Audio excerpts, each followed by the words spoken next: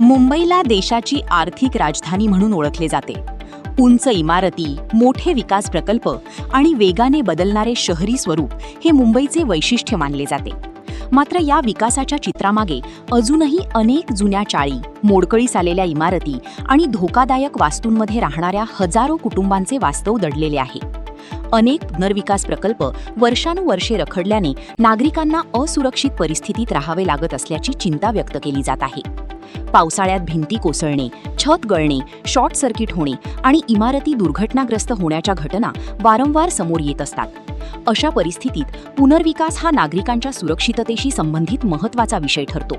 मात्र विविध प्रशासकीय प्रक्रिया, परवानग्यांमधील विलंब, विकासकांच्या अडचणी आणि कायदेशीर वाद यामुळे अनेक प्रकल्प रखडल्याचे दिसून येत आहे.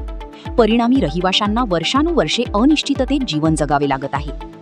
तज्ज्ञांच्या मते पुनर्विकास प्रक्रियेत पारदर्शकता आणि गती आणणे ही काळाची गरज आहे.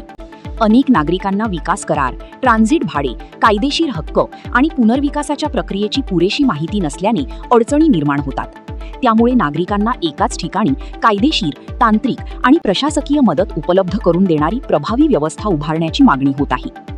मुंबईचा विकास केवळ नवीन टॉवर्स उभारण्यात नसून जुन्या आणि धोकादायक इमारतींमध्ये राहणाऱ्या नागरिकांना सुरक्षित व सन्मानजनक निवास उपलब्ध करून देण्यात आहे. पुनर्विकास ही केवळ बांधकाम प्रक्रिया नसून नागरिकांच्या सुरक्षितता, जीवनमान आणि भविष्यासोबत जोडलेली बाब आहे. त्यामुळे रखडलेल्या प्रकल्पांना गती देण्यासाठी प्रभावी आणि नागरिक केंद्रित धोरण राबवण्याची गरज व्यक्त केली जात आहे.